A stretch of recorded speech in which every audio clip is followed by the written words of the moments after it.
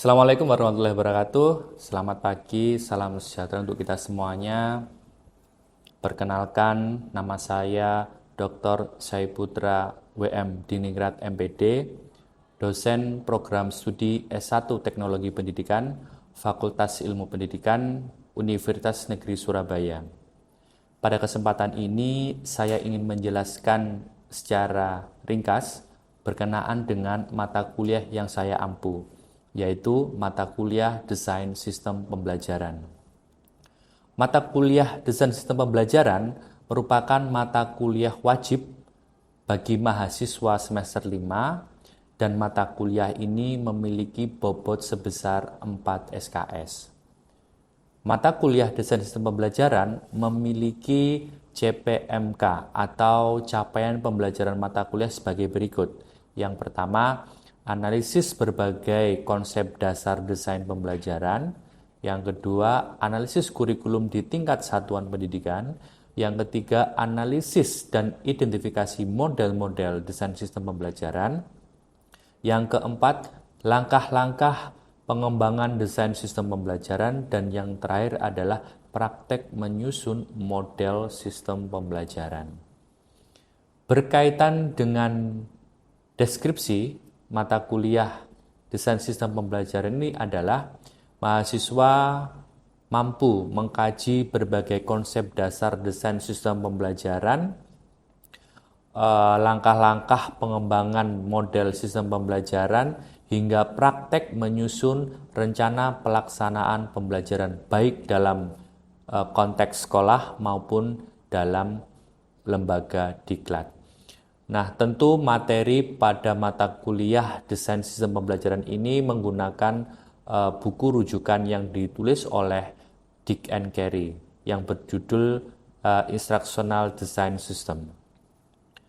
Selanjutnya, berkaitan dengan evaluasi pada mata kuliah desain sistem pembelajaran, mata kuliah ini memiliki 4 kriteria evaluasi.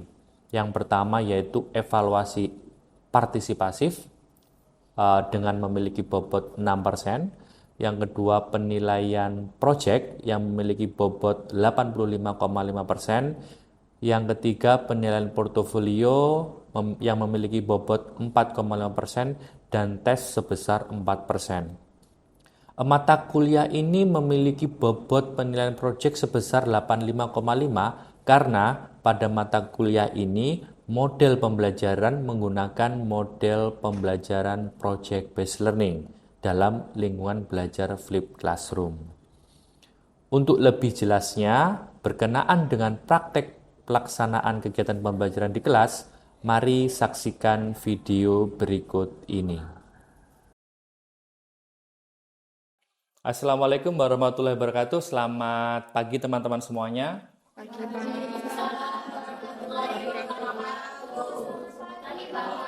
Oke, apa kabar kalian semuanya? Oke, luar biasa.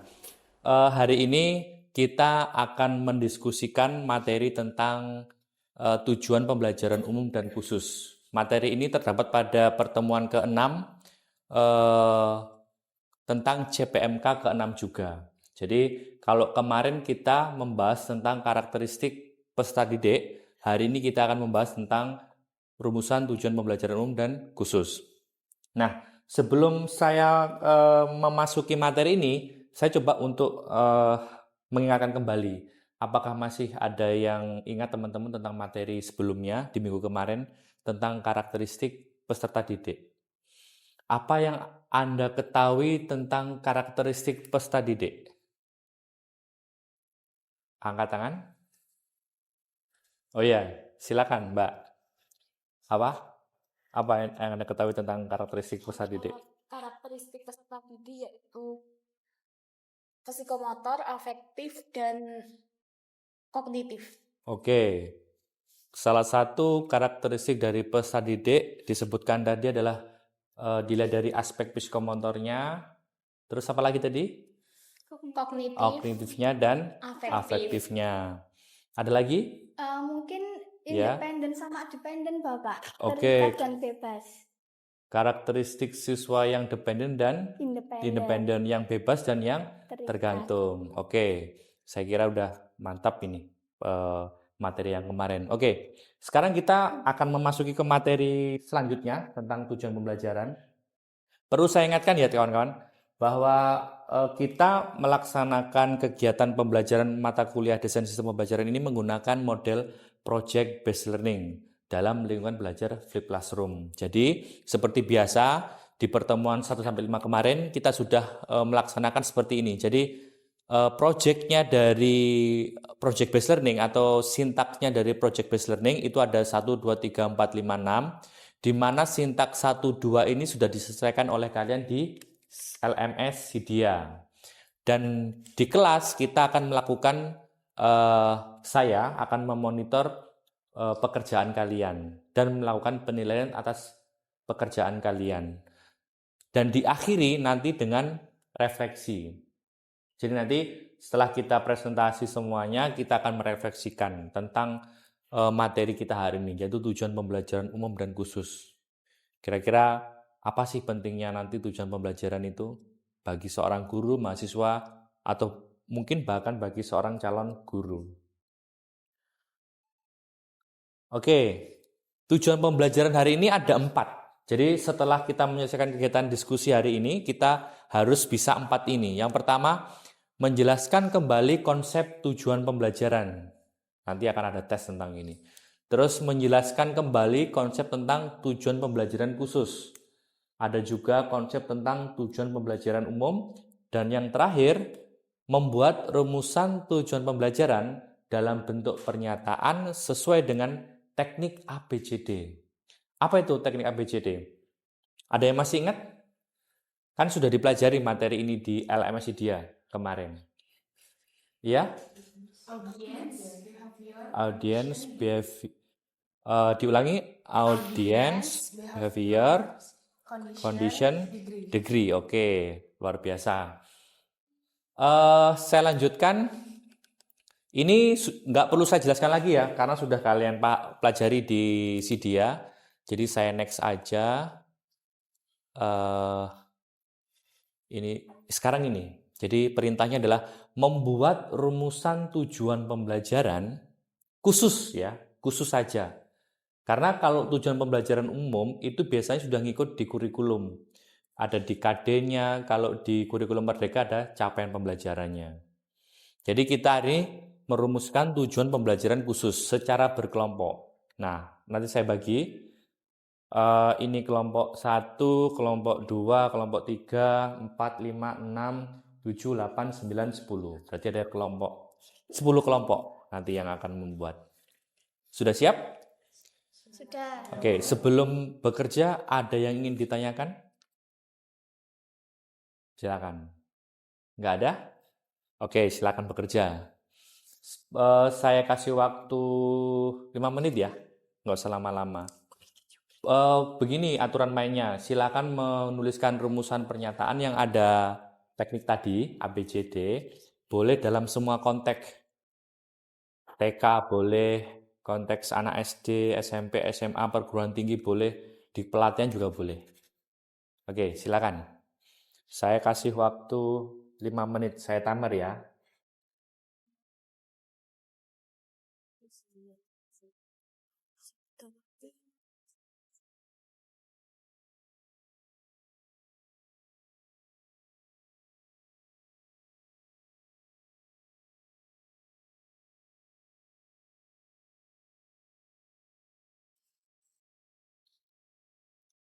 Kalau ada kelompok yang mengalami kendala, bisa angkat tangan, nanti saya akan mendampingi.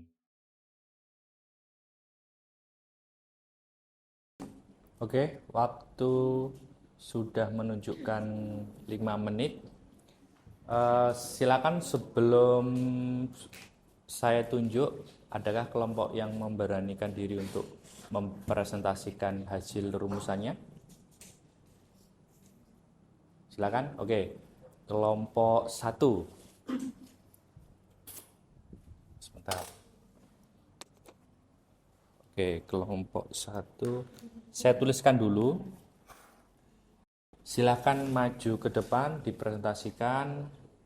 Ini untuk mata pelajaran apa dan materinya apa. Silakan, tidak apa-apa, berdua.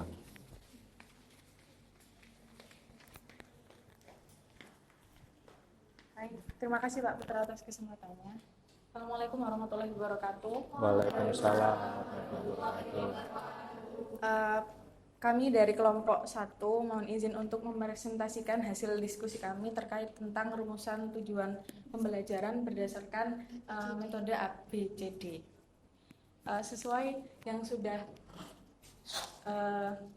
kita lihat di layar, kita membuat rumusan tujuan pembelajaran yang berbunyi siswa SD 7 SMP dapat mengidentifikasi penggunaan tingkat tutur, ngoko, dan kromo ketika diberikan situasi percakapan yang menuntut penggunaan tingkat tutur tertentu dengan tepat minimal 75%. Akan kami jabarkan di sini masing-masing metodenya. Jadi audiensnya itu siswa kelas 7 SMP. Kemudian untuk behaviornya dapat mengidentifikasi penggunaan tingkat tutur, ngoko, dan kromo. Kemudian kondisinya ketika diberikan situasi percakapan yang menuntut menggunakan tingkat kultur, kemudian degree-nya dengan tepat minimal 75%. Oke, itu dari kelompok 1. Mungkin ada tanggapan dari kelompok yang lain. Apakah pernyataan rumusan tujuan pembelajaran khusus ini sudah memiliki unsur-unsur ABCD? Sudah. Yakin? Oke, coba sekarang geser sedikit. Kita cek A-nya apa?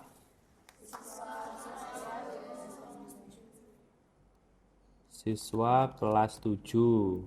B-nya? Mengidentifikasi. Dan seterusnya. Terus kondisinya? Diberikan Situasi percakapan. Terus degree-nya? menuntut penggunaan tingkat tepat minimal 75%. Oke. Sekarang kita bahas.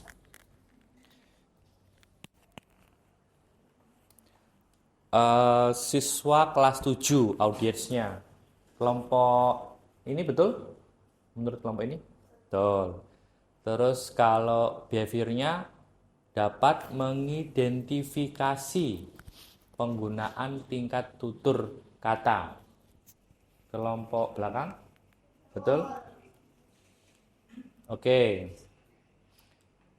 Terus kondisinya diberikan situasi percakapan. Betul itu kondisi kelompok ini? Oke, betul. Terus degree-nya dengan tepat minimal 75%. Betul? Oke. Saya juga setuju sih rumusan tujuan ini sudah mencerminkan kriteria dari audience, behavior, condition, dan degree. Oke, kita kasih aplaus untuk kelompok pertama. Silakan ditutup kembali. tensinya. Kami tutup. Assalamualaikum warahmatullahi wabarakatuh. Waalaikumsalam warahmatullahi wabarakatuh. Untuk kelompok selanjutnya nanti bisa dikumpulkan ke saya. Karena nanti rumusan ini akan saya nilai sebagai penilaian project. Begitu ya. Nah, kan ini kita mau tes pemahaman. Sebelum ke tes pemahaman, ada yang ditanyakan? Tentang materi ini, terus tentang diskusi kelompok. Ada yang ditanyakan? Silakan. Sebelum nanti kita ke tes pemahaman. Oh ya, Mbak Ica, sebentar. Izin bertanya. Ya. Boleh minta Bapak jelaskan nggak terkait perbedaan tujuan pembelajaran yang umum dan khusus? Khusus. Oke, pertanyaan bagus. Oke. Jadi sebenarnya di PowerPoint yang sudah saya unggah di Elamicedia itu sudah ada ini. Tapi memang kadang-kadang kalau mahasiswa membaca itu takutnya salah persepsi. Memang harus ada konfirmasi begitu. Ini perbedaan. Yang pertama tujuan umum. Tujuan umum itu biasanya sifatnya jangka panjang. Misalkan setelah kegiatan UTS misalnya seperti itu, ada target. Misalkan setelah UAS, mata kuliah desain ini kan harapannya adalah kalian setelah 1 semester itu bisa membuat RPP. Itu tujuan belajar umumnya.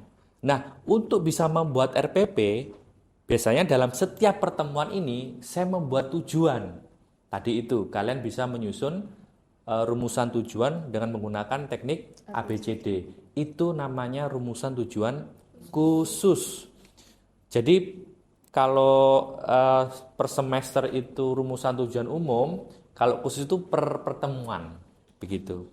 Karena di rumusan tujuan khusus itu perubahan perilaku harus dapat dilihat dan diukur. Harus dapat dilihat dan diukur. Kalau di umum masih boleh menggunakan kata memahami biasanya. Kalau di tujuan belajar umum. Memahami itu kan susah diukur ya. Susah sekali itu diukur. Tapi tidak apa-apa, memang itu umum. Namanya aja tujuan belajar umum, masih umum tidak apa-apa. Tapi kalau di khusus tidak boleh. Itu harus spesifik, harus terukur, harus dapat dilihat, harus dapat diamati begitu. Kalau masih ada di sini tidak bisa. Jadi harus tertuang. Misalkan seperti ini. Saya haus. Bisa dilihat? Tidak bisa. Tapi ketika saya begini, kemudian saya membuka, kemudian saya minum, oh haus gitu. Gitu ya Cak ya. Kira-kira seperti itu. Sebenarnya banyak sekali perbedaannya, perbedaan dari tujuan umum dan khusus. Tapi saya memberikan contoh dalam konteks mata kuliah ini, biar betul-betul memahami tentang perbedaannya. Kalau dilihat dari konteks yang lain, misalkan dari kata kerja operasionalnya, kalau yang umum masih sifatnya umum. Kalau yang khusus harus pakai teorinya Bloom, taksonomi Bloom. Itu kan ada yang menjelas, capaian pembelajaran, ada yang menganalisis, ada C1, C2, C3 gitu. Itu kalau tujuan khusus harus pakai itu ya. Menerapkan, menjelaskan, kemudian jangan memahami pokoknya. Kalau memahami masih umum, tidak masuk dalam kriteria khusus ini. Begitu. Terjawab, Cak? Oke, terima kasih. Ada lagi? Cukup? Oke, cukup. Sekarang siapkan diri Anda untuk saya tes. Jadi tesnya tes lesan langsung ya. Karena tujuannya adalah kalian bisa menjelaskan kembali. Ya. Kita flashback dulu. Nah, tujuannya menjelaskan kembali konsep tujuan pembelajaran, menjelaskan kembali konsep tujuan pembelajaran khusus, tujuan pembelajaran umum, dan membuat rumusan. Tadi membuat sudah ya. Sudah oke saya kira. Nanti yang kelompok yang lain silakan dikumpulkan ke saya. Jadi ini sudah beres. Tinggal 3 ini saja yang belum. Untuk saya melihat apakah tujuan ini tercapai apa enggak. Oke. Yes. Dak-dik-duk. Oke. Pertanyaan pertama. Apa yang dimaksud dengan tujuan pembelajaran? Angkat tangannya. Apa yang dimaksud dengan tujuan pembelajaran?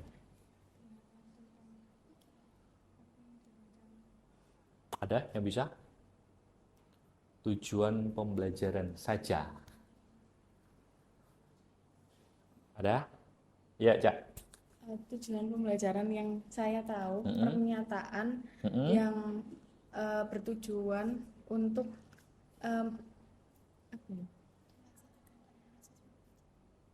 pernyataan yang menyatakan tentang apa yang harus dicapai dalam suatu pembelajaran. Oke, betul.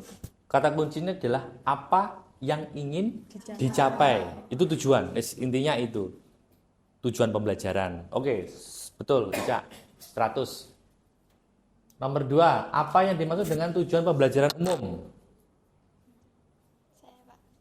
Oke, silakan ini dulu. Tujuan pembelajaran umum itu capaian yang harus dicapai dalam rangkaian pembelajaran tertentu. Jadi, misal kayak satu semester tujuan pembelajaran umum dari mata pelajaran perencanaan pembelajaran itu membuat RPP seperti itu. Oke. Betul? Oke, saya setuju. Tujuan pembelajaran umum sebuah pernyataan tujuan yang kalau dari jawabannya Mbak Fatia itu dia melihat konsep tujuan pembelajaran umum dari perspektif jangka waktu. Boleh. Bahwasanya kalau jangka waktu umum itu lebih panjang daripada yang khusus. Ada lagi? Tujuan pembelajaran umum sederhananya adalah pernyataan yang masih bersifat umum tentang tujuan pembelajaran. Sederhananya itu. Nomor 3, apa yang dimaksud dengan tujuan pembelajaran khusus? Siapa yang mau menjawab? Ada? Oke, silakan. Ya, silakan dulu. Untuk tujuan pembelajaran khusus itu adalah pernyataan yang bersifat khusus mengenai tujuan pembelajaran. Misalkan tujuan dalam satu pertemuan itu ingin mencapai apa mahasiswa yang dikuasainya. Oke, luar biasa. Jadi ada kata kunci, pertanyaan khusus tentang apa yang ingin dicapai, dikuasai. Oke, betul. Terus yang 4, apa yang dimaksud dengan teknik AB? Sebentar. Teknik AB. Karena ini sifatnya tes, saya mau mencoba untuk ya, silakan. Teknik AB. Tadi A itu apa, B itu apa? Audiens Tes itu dulu. Adalah audiens, yang B adalah behavior. Kalau A dalam konteks SD namanya apa? Siswa, Siswa. Kalau dalam perguruan tinggi? mahasiswa, Siswa. B? behavior, B behavior. Bahasa Indonesianya apa? tingkah laku, Tingkah laku. Oke. Terus apa yang dimaksud dengan teknik CD? Teknik CD, sebentar. Teknik CD. Silakan. C itu apa? D itu apa? Untuk C itu condition dan D-nya itu degree, Bapak. Bahasa Indonesianya? Kondisi itu adalah sesuatu atau proses yang sedang dikerjakan, dan untuk degree itu adalah bentuk capaiannya atau tingkatan pencapaian. Oke, kalau degree tingkat pencapaian, kalau kondisi situasinya.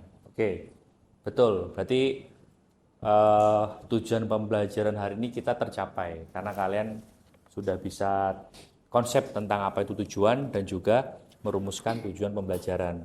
Nah, saya mau memberikan ringkasan ya sebelum kita akhiri bahwa dalam membuat rumusan tujuan khusus itu kita harus memperhatikan unsur ABCD tadi itu. Kenapa kok harus? Karena itu sangat penting sekali.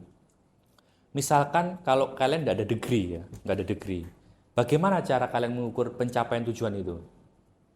Bisa nggak? Tidak. Susah, nggak bisa. Maka saya juga begitu tadi. Ketika saya membuat rumusan tujuan, saya pakai kata kerja operasional, pakai benar-benar degree-nya bagaimana. Misalkan, contoh ya, tadi degree saya ini. Nah, sesuai dengan teknik ABCD. Karena sudah sesuai berarti bisa, kalau nggak sesuai berarti belum tercapai. Terus yang kedua, tujuan pembelajaran khusus itu bisa mengarahkan guru untuk melihat di mana kompetensi itu akan ditujukan. Tadi kelompok pertama itu kalau nggak salah ketika diperlihatkan sebuah percakapan, dia dapat mengidentifikasi begitu. Kalau di kelompok 2 tadi, setelah kegiatan pembelajaran diskusi, dia bisa membuat rumusan masalah. Itu kondisi. Dan penting sekali kondisi ini. Karena kalau nanti konteksnya di pembelajaran online akan beda lagi. Begitu. Ada pertanyaan sebelum diakhiri? Ya, cukup? Oke. Cukup, Bapak. Nah, selanjutnya refleksi. Jadi, saya minta 1-2 mahasiswa untuk memberikan refleksi terhadap kegiatan pembelajaran kita hari ini. Refleksinya berkenaan dengan boleh dengan materi, boleh materi dihubungkan dengan kehidupan sehari-hari. Misalkan tentang apa sih pentingnya tujuan itu dalam pembelajaran, misalkan apakah hidup itu juga perlu tujuan? Apakah kalian menjadi mahasiswa itu juga punya tujuan? Gitu. Silakan. 1-2 mahasiswa. Mau coba? Ya, silakan, Mbak. Menurut saya tujuan dalam kehidupan sehari-hari itu penting karena jika kita hidup itu pasti memiliki tujuan untuk mencapai sesuatu yang ingin kita capai. Seperti itu. Oke, tujuan itu penting karena kalau tanpa tujuan kita nggak tahu Nggak akan mau tahu arah. mengarah kemana Iya, gitu ya. betul. Bagus sekali. Ada lagi? Oke, refleksi kedua tentang ini, proses pembelajaran. Menurut kalian, apakah proses pembelajaran ini sudah menarik, sudah sesuai dengan tujuan belum? 1 mahasiswa dong yang bilang. Terus alasannya kenapa? Oke, baik. Mohon izin Bapak, untuk terkait dengan proses pembelajaran hari ini sih sangat menarik dan sudah sangat sesuai dengan ini sih tujuan pembelajaran yang sudah Bapak paparkan tadi. Jadi dari urut kayak dari salam, terus nanti penjelasan ataupun recall dari penjelasan yang kemarin sampai dengan adanya refleksi saat ini. Terima kasih. Oke, terima kasih. Baik teman-teman, terima kasih atas refleksinya. Jangan lupa minggu depan itu kita akan membahas tentang materi selanjutnya di pertemuan ke-7. Materinya tentang ini, organisasi pembelajaran. Jadi di LMS saya sudah siapkan tentang materi organisasi pembelajaran. Apa sih organisasi pembelajaran? Itu nanti ada di CPMK 7 atau di pertemuan ke-7. Silakan nanti minggu depan mengaksesi dia seperti biasa. Kemudian di hari yang sama seperti ini kita akan diskusi seperti ini. Tentang bagaimana sih merancang organisasi pembelajaran. Organisasi pembelajaran itu seperti ini. Saya coba untuk ini ya, memberikan sedikit biar penasaran gitu. Merancang aktivitas belajar, mulai dari aktivitas pembuka, aktivitas inti, aktivitas penutup. Nanti kita minggu depan akan belajar tentang hal itu. Mungkin itu. Hari ini yang tidak masuk siapa? Masuk semua ya? Masuk semua. Oke, masuk semua. Jadi untuk penilaian hari ini nanti saya akan melihat dari tugas kelompok sebagai penilaian proyek dan juga nanti mungkin akan saya masukkan penilaian aktivitas partisipasif bagi teman-teman tadi yang sudah bertanya dan merespon. Mungkin itu saja dari saya. Mohon maaf bila ada kurang lebihnya. Sampai ketemu di LMS dia dan juga di kelas seperti ini minggu depan. Saya akhiri. Assalamualaikum warahmatullahi wabarakatuh. Waalaikumsalam warahmatullahi wabarakatuh. Terima kasih.